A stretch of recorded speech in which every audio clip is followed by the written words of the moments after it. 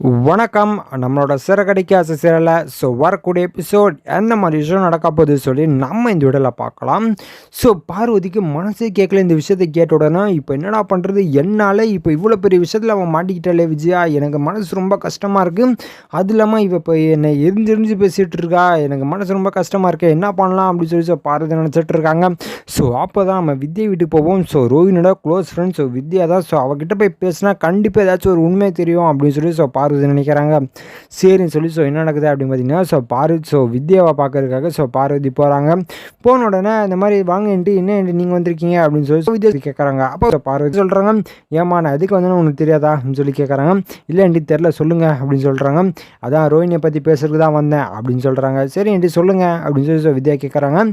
அப்போ பார்வதி சொல்கிறாங்க, இந்த மாதிரி வித்யா என்னோடய ஃப்ரெண்டு தான், அவள் என் மேலே ரொம்ப பாசம் வச்சுருக்கா. ஆனால் இந்த விஷயத்தை கேட்ட உடனே அவள் ஒரு மாதிரி என் மேலே பேசவே மாட்டேங்கிறா, ஒரு மாதிரி எரிஞ்சு விழுந்துட்டுருக்கா. நாங்களாம் சின்ன வயசுலேருந்து ஃப்ரெண்டு. ஒரு சின்ன விஷயம் நடந்தாலே அவள் பேசிக்க மாட்டா, கோச்சுப்பா. உனக்கே தெரியும் அஸ் எ ஃப்ரெண்டாக ரோஹினியும் உனக்கு ஃப்ரெண்டு தானே. அவள் என்ன பண்ணுவேன் பிரச்சனை ஆயிடுச்சுன்னா என்ன ஆகும்னு சொல்லி உனக்கே தெரியும்.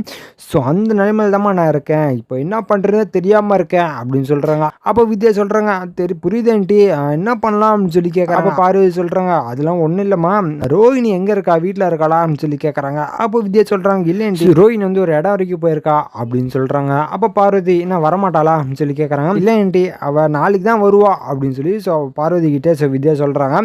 அப்போ வித்யா கேட்குறாங்க, சரி எங்கே போயிருக்கா, அட்ரஸ் சொல்ல முடியுமா அப்படின்னு சொல்லி கேட்குறாங்க. டக்குன்னு உண்மையான அட்ரஸை சொல்லிடுறாங்க.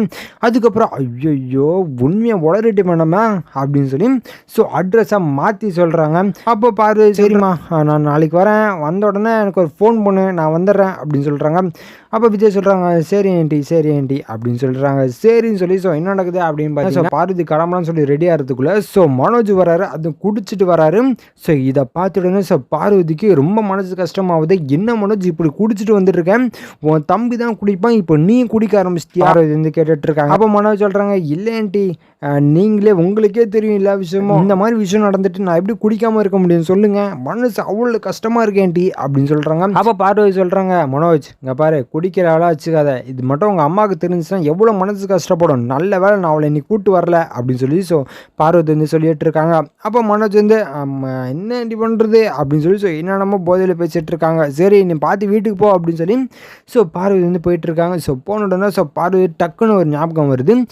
நம்மளே நம்ம ஃப்ரெண்டாக தப்பி கேட்கறதுக்காக எவ்வளோ பொய் சொல்லியிருக்கோம், ஏன் இந்த வித்யா வந்து ரோஹினிக்காக பொய் சொல்லக்கூடாது, அந்த முன்னாடி ஒரு அட்ரஸ் சொன்னாலே அந்த அட்ரஸ் தான் உண்மையான அட்ரஸோ, ஒருவேளை மாற்றி சொல்லியிருப்பாளோ அப்படின்னு பார்வதி நினச்சிட்டு இருக்காங்க. சரி நம்ம போயிட்டு இன்னதான் நம்மளோட டவுட்டை கன்ஃபார்ம் பண்ணி வந்துடுவோம் அப்படின்னு சொல்லி பார்வதி நினைக்கிறாங்க. சரி சொல்லி ஒரு ஆட்டோவை பிடிச்சி வித்யா சொன்ன லொக்கேஷனுக்கு போகிறாங்க. போன உடனே நடக்குது அப்படின்னு பார்த்தீங்கன்னா எந்த வீடுன்னு தெரியல, தேடிட்டு இருக்காங்க.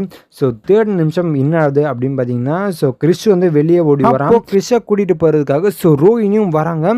என்ன இவன் இங்கே என்ன பண்ணிட்டு இருக்கா, அந்த பையன் யாரு அப்படின்னு சொல்லி பார்வதி நினைக்கிறாங்க. சரி யார் என்ன நம்ம போய் பார்ப்போம் அப்படின்னு சொல்லி உள்ளே போகிறாங்க. போகிறதுக்குள்ள கதவு மூடிடுறாங்க ரோஹினி. அப்போ என்ன பண்ணுறாங்க அப்படின்னா பார்வதி பெல் அடிக்கிறாங்க, யாருன்னு தெரியலையே அப்படின்னு சொல்லி ரோஹினியோட அம்மா வந்து ஓப்பன் பண்ணுறாங்க. பண்ண உடனே தான் ரோஹினிக்கு இருக்குது மிகப்பெரிய ஒரு ஷாக்கு. இதுக்கப்புறம் எந்த மாதிரி விஷயம் நடக்க போகுது சொல்லி நான் அடுத்த வீடியோவில் உங்களுக்கு அப்டேட் பண்ணுறேன். அது வரைக்கும் நம்ம சேனல் சப்ஸ்கிரைப் பண்ணி பக்கத்தில் பெல் ஐக்கன் கிளிக் பண்ணி வச்சுக்கோங்க. நன்றி, வணக்கம்.